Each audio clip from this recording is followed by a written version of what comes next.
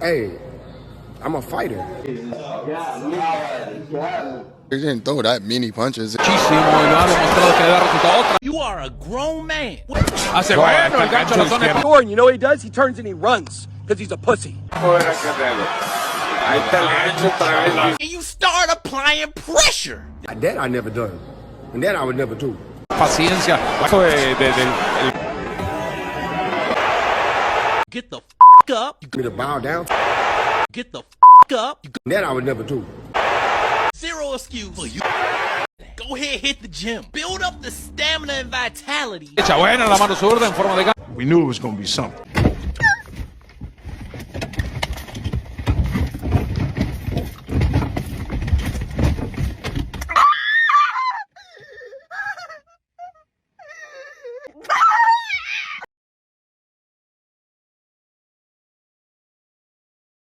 So, ladies and gentlemen, gather around the fire because I'm about to say something that will blow your mind.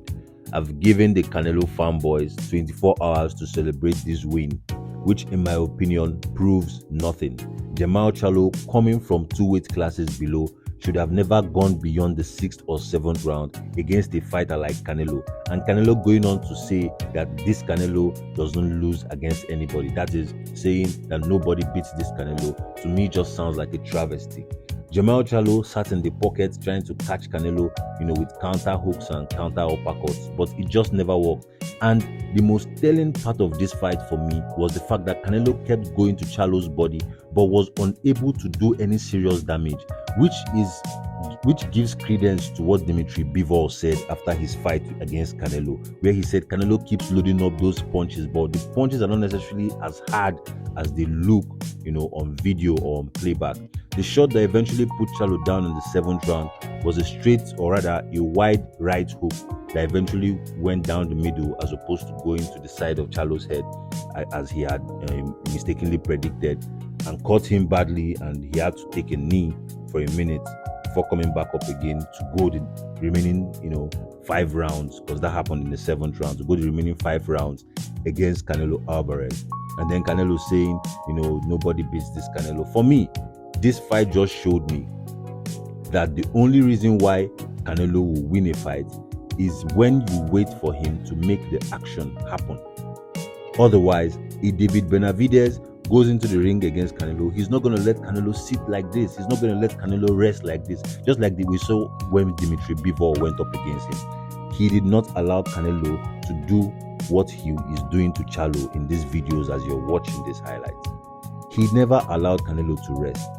The greatest thing that Canelo does in the ring, aside from being a great defensive master and being able to cut the ring off when he wants to, is that he is able to decide when nothing is happening in the fight, and that is his biggest edge. Canelo fights in sports. He's not active throughout the fight. He's active when he wants to be.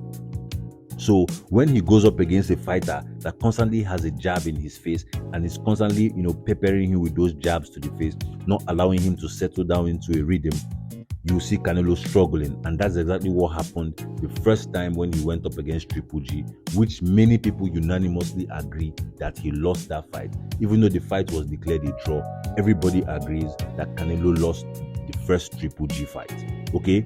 Now, against David Benavidez, you have to look at, the fight between Benavidez and Caleb Plant as a litmus test for what might happen if David Benavidez eventually gets into the ring with Canelo.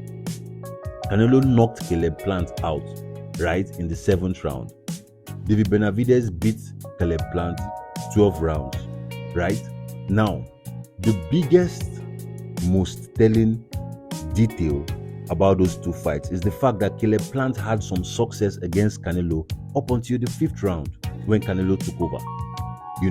He had serious amounts of success against Canelo up until the 5th round, whereas against Benavidez, Plant never looked like he was in that fight.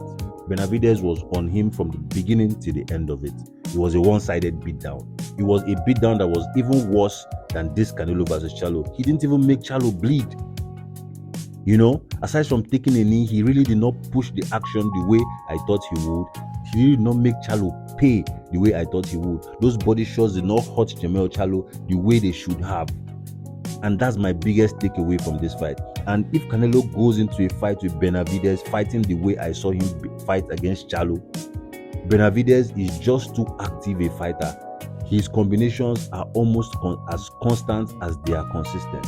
His jab is always out there. He never rests. He's not trying to allow you get your shots off before he, decides what he wants to counter you with. And this for me is the biggest detail of what will happen when Benavidez goes up against Canelo. And that's the reason why I think now in my mind, after watching this Canelo versus Jermell Charlo fight, I personally think and I believe wholeheartedly that Canelo has been ducking David Benavidez, because his team would have told him, this guy is too active. This guy is not going to let you just sit in the pocket and decide when the fight happens and when the fight doesn't happen. Okay, Canelo fights in sports. He doesn't fight, the entire round. He fights when he chooses to. When he sees an opening, he throws a couple of punches, then he rests and allows you to throw a couple of punches so he can miss and he can make you pay. Okay, but like we saw in the Dimitri Bivol fight, Bivol never let Canelo rest. His jab was always out there, working Canelo's face. His jab, Canelo never looked like he was in that fight.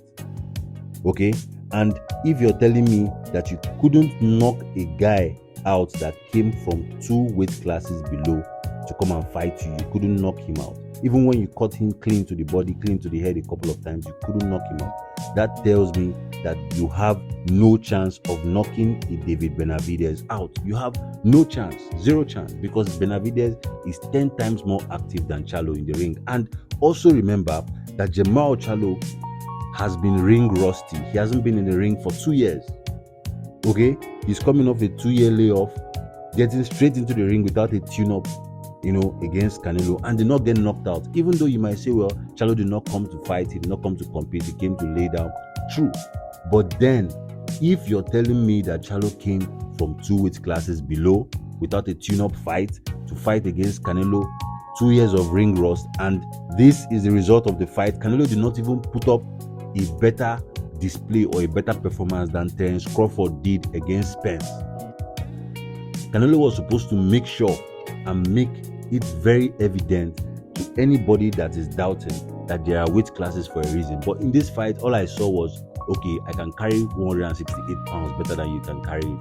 He was moving around faster, he was crispier with the punches. You could tell that the weight class was really the difference. That's aside from the fact that Charlo did not come to fight, just like most people said. Okay, so I personally don't see Canelo beating David Benavidez, and that is why I think, like I said, that he has been ducking him. This fight for me proved nothing. It did not change anything as far as my outlook on who is pound for pound, and it even made me feel like Terence Crawford actually has a legitimate chance if he can carry 168 pounds. Now, I'm not going to put my money on it to say Crawford beats Canelo if that fight happens next. I'm not going to put my money on it. But I'm saying that if Jermell Charlo, whom we already know has questionable boxing skills, as far as, when you compare him on the pound for pound list with people like Terence Crawford or even people like Canelo or even Errol Spence, if you can agree that Errol Spence is better than Jermell Charlo, Terence Crawford is better than Jermell Charlo, and Canelo is better than Jermell Charlo, and Jermell Charlo could put up this type of performance against Canelo, then I would have to say that Terence Crawford stands a very big chance of beating Canelo, even if not by knockout, maybe a split decision, maybe a unanimous decision. If Terence Crawford goes the full 12 rounds against Canelo, he wins. That is my verdict. The only chance Canelo has of beating Terence Crawford is to knock him out cold. If Terence Crawford is on his feet for 12 rounds against Canelo, he beats Canelo very convincingly. David Benavidez, in my mind, completely beats Canelo very convincingly. Okay, now, like I said, the Canelo boys can enjoy their win, but this does not prove anything. I remember vividly when Guillermo Rigondeaux went up to face, Vasyl Lomachenko. He went 2 weight classes up, right? And he basically threw in the towel, I think around the 6th or 7th round, if I'm not mistaken, right? And Lomachenko fully made him realize that there are weight classes for a reason. But in this case, Jermell Charlo, yes, I agree, he did not push the fight the way he should have. Maybe he was trying not to get knocked out, but Canelo caught him with a couple of good shots and he couldn't put him down. And for me, That just means that what Dimitri Bivol was saying is correct. Canelo can only beat you if you allow him to get into his own rhythm. As long as you're in his face, as long as you constantly push the rhythm of the fight and make him, have to reset every single time he tries to attack, then you win the fight. It's that easy. He's never going to find that window to settle down and allow you to throw yours, and then he throws his own and all that stuff. David Benavidez beats Canelo. That's my verdict. And Terence Crawford beats Canelo if he gets to the 12th round of that fight. End of the story.